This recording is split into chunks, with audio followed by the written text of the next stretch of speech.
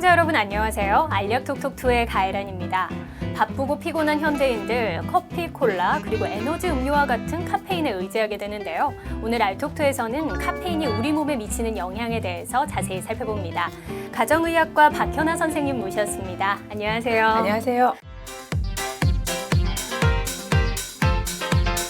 오늘 화사한 미소처럼 아주 재미있게 카페인에 대해서 좀 설명 부탁드립니다. 카페인, 우리 몸속에 들어와서 어떤 작용을 일으키는 건가요? 가장 중요한 건 중추신경에 우리 머리를 자극을 하지요. 그러니까 좀 더 사람을 깨어있게 하고 조금 더 집중을 하게 하니까 어떤 정신적으로 해야 되는 일을 조금 더 잘하게 할 수 있는 능력을 주는 게 가장 큰 카페인의 장점이자 주요 작용 기전이고요. 심혈관계도 좀 자극을 하기 때문에 어떤 분들은 드시고 난 다음에 이제 가슴이 팔랑팔랑 뛴다거나 혈압이 살짝 올라가는 분도 있고요.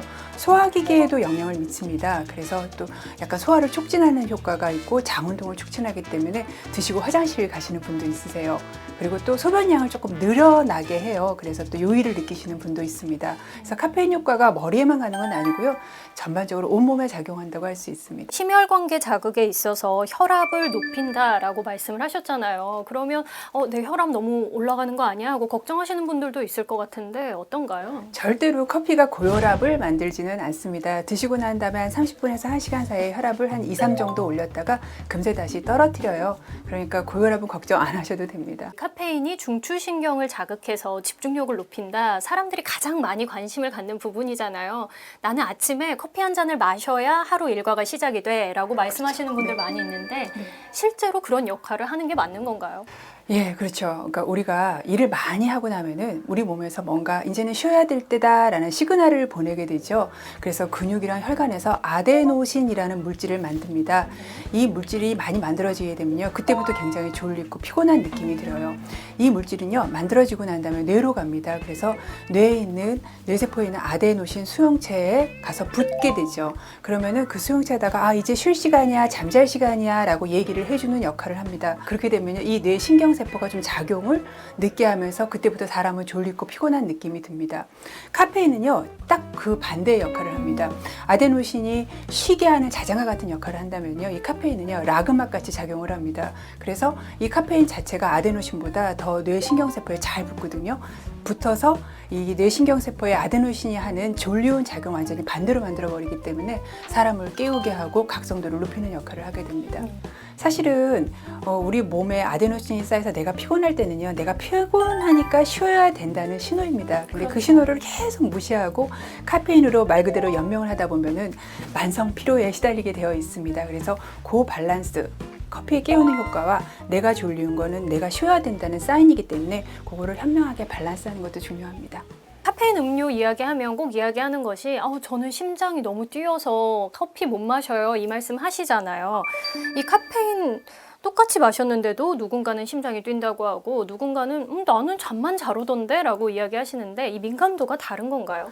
사람마다 굉장히 민감도의 차이가 큽니다. 민감도를 결정하는 여러 요인 중에서 중요한 것 중에 하나가요, 우리 몸에서 특히 간에서 이 카페인을 얼마나 빨리 대사시켜서 분해시켜버리냐라는 내용이거든요. 그래서 이 속도의 차이가 어느 정도까지 나느냐면요, 우리가 카페인을 처음 마시고 혈액의 온도의 최고 농도가 오르고 난 다음에 반으로 줄어드는 그 기간을 반감기라고 하는데요.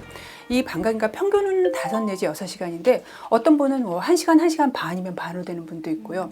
반대로 9시간, 10시간이 돼야 반이 되는 분들이 있으세요. 그러니까 이 차이 때문에 얼마나 오랫동안 카페인이 내 몸에 머무르느냐가 결정이 되고 그것 때문에 민감도가 결정이 되는데요.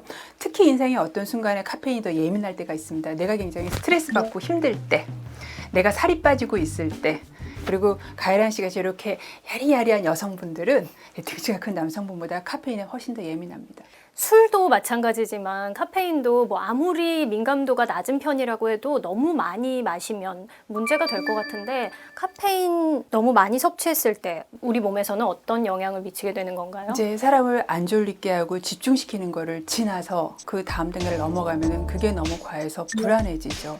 안절부절 못하게 되고요. 또 밤에는 잠이 안 오게 됩니다. 어떤 분들은요, 이렇게 눈 밑에 근육이 발발발 떨리는 근경련이 일어나기도 하고요. 심한 경우는 이렇게 말을 할 때 카페인 많이 드신 목소리까지 이렇게 약간 흥분할 때처럼 떨리는 그런 느낌이 들기도 하십니다. 많이 굉장히 드시게 되면은요, 자기가 부정맥이 있었는데 몰랐던 그런 분들은 이 부정맥이 없다가 생기게 돼서 부정맥 때문에 또 사망하는 그런 경우도 있습니다. 이 커피 한 잔에 100mg이 보통 들어있다고 말씀을 하셨는데 우리가 생각할 때 이건 많이 마셨다. 이 기준도 솔직히 좀 헷갈리거든요. 어느 정도인 건가요? 그게 이제 의사가 얘기하는 기준과 식약처가 얘기하는 기준이 약간 다른데요. 의사들은 보통 하루에 2~3잔까지는 안전하게 마셔도 된다라고 얘기를 하고요. 그럼 카페인 양으로 따지면 200 내지 300mg 정도 되는데요. 식약처에서는 성인의 경우에는 400mg까지를 허용을 하고 있습니다. 그리고 또 임산부의 경우에 의사들은 1~2잔 정도까지 가능하다라고 얘기를 하고요. 식약처에서는 그보다 조금 많은 3잔인 300mg 정도를 얘기하고 있고요. 그런데 왜 이 식약처와 의사 선생님들이 권하는 양이 다른 건가요? 기본적으로 식약처에서는요, 조금 더 많은 양을 허용하고 있습니다.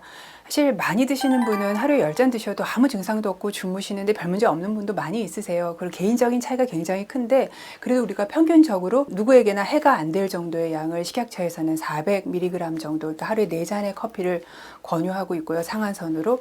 의사단체에서는 여러 가지 지금까지 나온 건강과 커피에 관련된 연구에서 아주 안전하게 먹을 수 있는 양이 2~3잔이라서 조금 더 1잔 정도 줄여서 2~3잔 정도를 권유하고 있습니다. 자, 카페인, 이 술과 마찬가지로 중독이 된다라는 이야기를 하는데 실제로 중독이 되는 건가요? 중독이라는 게 이제 그 어떤 물질을 너무 좋아해서 그것 때문에 그 사람의 사회적인 기능, 가정 내에서의 기능, 직업적 기능을 못할 때 중독이라고 해요. 근데 커피를 누가 굉장히 좋아해서 그분이 뭐 직장에서 문제를 일으키거나 집에 부인이랑 싸우는 일은 없잖아요. 그러니까 카페인 중독이다라고 얘기하기는 참 어려운데, 그래도 분명히 이렇게 쉽게는 얘기할 수 있습니다. 하루에 3~4잔 이상 커피를 드시던 분이 갑자기 커피를 딱 안 드셨어요. 그러니까 그날은 하루 종일 멍청한 느낌이 들면서 눈앞에 뭔가 낀 것 같고 집중이 안 되고, 뭔가 몽롱하죠. 그렇죠. 업무 수행 능력이 떨어지는.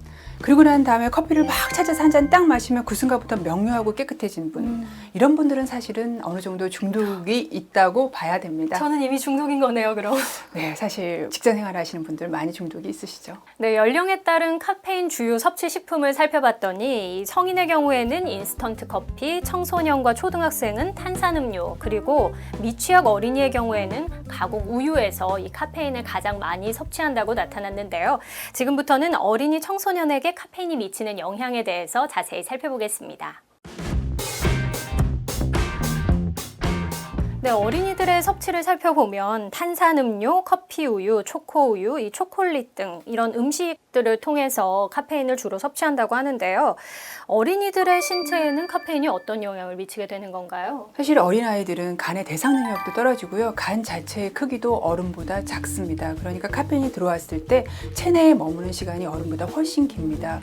사실 길게 잡으면은 커피 한 잔 정도의 카페인이 들어왔을 때 3~4일은 머무른다는 보고도 있거든요. 또 이 카페인은요, 어린아이의 성장에 꼭 필요한 영양소의 흡수를 굉장히 많이 저해시킵니다. 대표적인 게 아이들한테 꼭 필요한 칼슘, 아이들의 피를 맞는 데 필요한 철분이거든요.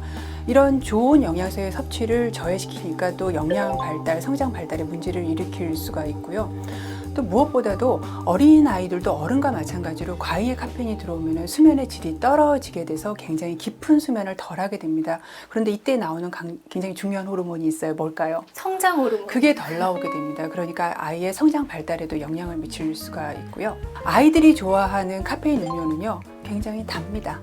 당분이 많아서 아이들도 똑같이 성인이랑 똑같이 비만을 일으킬 수가 있고요. 또 그러다 보니까 또 충치, 치아가 썩는 문제도 또 피할 수가 없는 문제로 되어 있습니다. 네. 그런데 이 카페인이 하는 일 중에 하나가 칼슘을 빠져나가게 하는 거라고 하셨잖아요. 네네. 그런 만큼 부모님들이 생각하기에 혹은 어린이들이 생각하기에 빠져나간 만큼 먹어주면 되지 않을까. 그럼 커피 우유를 마시면 되는 거 아니냐 이렇게 이야기하는 경우가 있더라고요. 근데 이제 칼슘만 문제가 되면은 그냥 커피 우유 먹으면 되겠지만요. 사실은 음식물로 들어오는 많은 무기질, 거기에는 뭐 칼륨도 들어있고 마그네슘도 들어있고 다른 무기질도 다 흡수를 저해시킵니다. 그러니까 사실 칼슘뿐만이 아니죠. 그리고 또 하나의 문제는 이게 어른들은 먹을 때 커피를 마시면서 나 오늘 커피에 들어있는 카페인이 과해.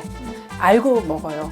근데 아이들은 그런 개념이 영양학적 지식이 하나도 없고 개념이 없는 상태에서 어른들보다 훨씬 더 중독이 되기 쉬운 상태인 거죠. 요즘 부모님들 사이에서 ADHD, 주의력 결핍, 과잉 행동 장애에 대한 관심이 매우 높더라고요. 그러면서 나오는 이야기가 이 카페인 섭취가 많아지면 ADHD에 걸릴 확률, 노출될 확률이 더 높아진다 이런 이야기가 나오던데 실제 연관이 있는 건가요? 어떤 연구들은 말씀하신 것처럼 카페인 섭취가 많은 아이들이 ADHD가 더 많이 생긴다라는 연구 보고도 있고요. 또 일부에서는 이 카페인이 가지고 있는 어떤 순간적인 집중 능력을 높이는 그 능력 때문에 ADHD 치료에 시도되기도 있고 어느 정도 효과가 있다는 보고도 있습니다. 하지만 실제적으로 정신과 의사들이 사용을 하고 있지는 않습니다. 이 기간이 굉장히 짧고 또 중독이라는 가능성이 아이들한테 주어질 수 있기 때문에 실제 치료에서 사용하지는 않습니다. 어린이들의 섭취량은 어느 정도로 제한하는 게 좋을까요? 사실 작으면 작을수록 좋습니다. 그런데 우리나라 식약처에서는요, 체중당 어느 정도 먹을 수 있는 거에 대한 허용량을 주고 있습니다. 그게 체중 1kg당 2.5mg입니다. 그래서 30kg 아이를 기준으로 한다면 75mg 정도 되니까 커피 한 잔에 들어있는 것보다 훨씬 적게 허용하는 거죠. 근데 이게 허용이라는 말이 굉장히 중요한데 그만큼 먹으면 좋다는 뜻이 아니라 내가 먹을 수 있는 한계가 그거라는 어떤 상한선을 준 거기 때문에 그 안에서 적으면 적을수록 좋다라고 생각하시는 게 좋습니다. 보통 콜라도 작은 잔으로 마시게 되면 20 내지 30mg 정도 들어오게 됩니다. 네, 청소년들의 경우에는 시험철에 집중력을 높이기 위해서 이 에너지 음료를 많이 마신다거나 혹은 뭐 에너지 음료에 여러 가지 비타민, 이온 음료, 다양한 것들을 섞어서 일명 붕붕 드링크라는 걸 만들어서 마시더라고요. 실제로 집중력을 높이는 건가요? 아니면 우리 몸에 악영향을 미치는 건가요? 어느 정도까지는 카페인이 들어가면 집중력도 높아지고 내가 일을 할 수 있는 양도 늘어나게 되지만요. 그 한계를 넘어서게 되면 오히려 정신 기능을 방해를 합니다. 그래서 아마 커피 많이 드시고 난 다음에 책상에 앉았는데 졸립지는 않아요. 근데 집중은 안 돼요. 멍청한 상태로 앉아있는 걸 경험해 보신 분들이 많을 겁니다. 이거는 카페인이 너무 많이 들어가서 생긴 일이기 때문에 사실은 이 정도까지 드시게 되면은요, 뭐 집중만 안 될 뿐만이 아니라 굉장히 불안해서 다음날 자기가 해야 되는 굉장히 중요한 일을 그르칠 수가 있고요. 마침 공부를 끝내고 난 다음에 잠자리에 누워서 내가 잠잘 시간이 한 4시간 정도 있었어요. 그렇게 해서 4시간을 자도 실제로 내 몸은 2시간 잔 것뿐이 수면에 깊게 들어갈 수가 없기 때문에 사실은 너무 많은 카페인은요, 역효과를 일으킬 가능성이 훨씬 높습니다. 이 학생들이 붕붕 드링크를 마신다면 어른들의 경우에는 폭탄주로 이 커피를 넣어서 카페인을 넣어서 만드는 뭐 이 에너지 음료를 넣어서 만드는 술이 요즘 인기더라고요. 오히려 술을 뭐 중화시켜줘서 덜 취한다, 숙취를 줄여준다 이런 이야기를 하던데 이게 근거가 있는 이야기인가요? 술은요, 이거의 특성상 우리의 중추신경계를 억제하는 효과가 있는 그런 중추신경계 억제제고요. 카페인은 그 반대로 중추신경을 깨우는 중추신경 흥분제입니다. 어떻게 생각하면 이쪽은 재우고 이쪽은 깨우니 중화가 돼서 좋지 않을까 생각을 하는데 문제는 이 깨우는 위치랑 재우는 위치가 서로 다릅니다. 그러니까 더 정신만 없어지지 절대로 빨리 깨지 않습니다. 그래서 좋은 방법이 아닙니다. 마치 두 명이 난 깨울래 재울래 둘이 싸워서 해결이 되는 것이 아니라 한쪽은 재우고 한쪽은 이쪽을 깨우는 재우고 거네요. 이쪽을 깨우는 거죠. 네, 아무 효과 없다고 하니까요. 술은 우선 안 드시는 게 제일 좋고요. 이렇게 섞어서 드시는 거 도움이 되지 않고 오히려 해가 된다고 하니까요. 줄이셔야겠습니다. 네, 미국이나 일본에서는 카페인 음료, 이 에너지 음료를 장기간 마신 사람이 이 카페인 때문에 사망에 이른 경우도 있다는 보도가 있던데요. 실제로 사망에까지 이를 수 있는 거죠. 치사량, 카페인의 치사량을요 10g에서 14g 정도 봅니다.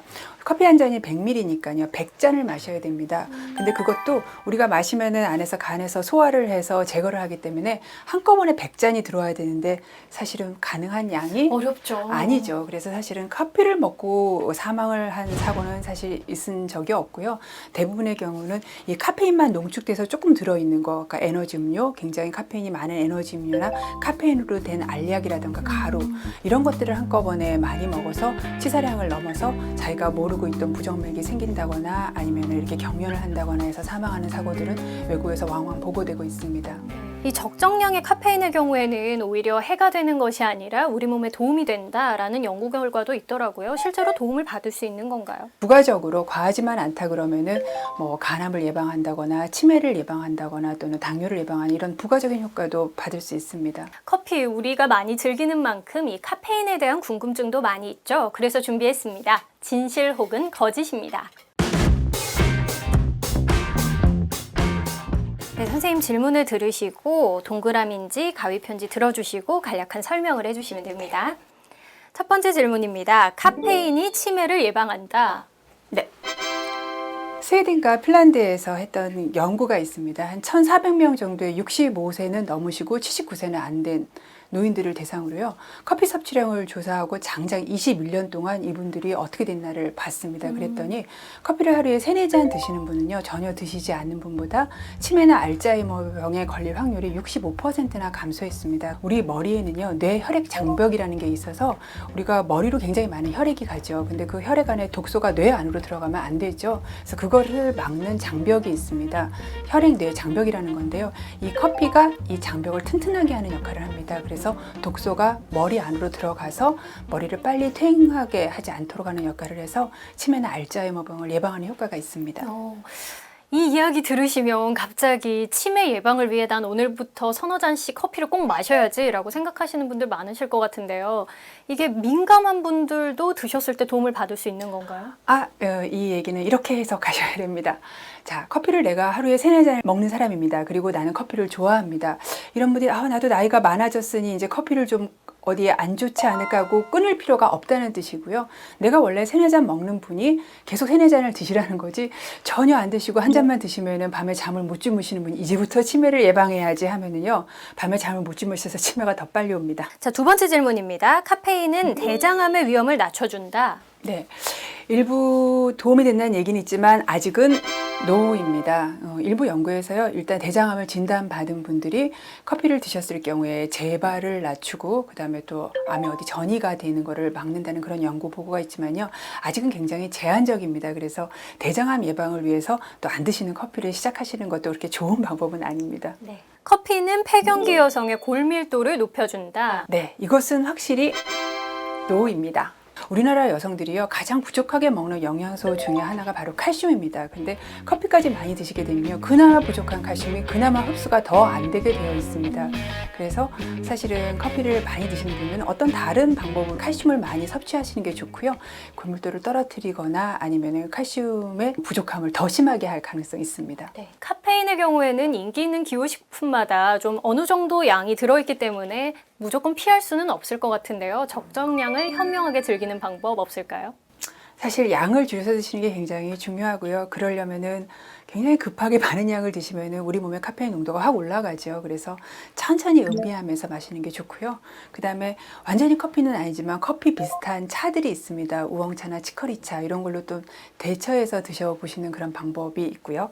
그 다음에 아무래도 이게 방광기가 평균적으로 5 내지 6시간이다 보니까 저녁이나 밤에 오후 늦게 드시게 되면 내 수면을 방해하지 않을 수가 없습니다. 그래서 가능한 한 오전에 드시는 게 좋고요.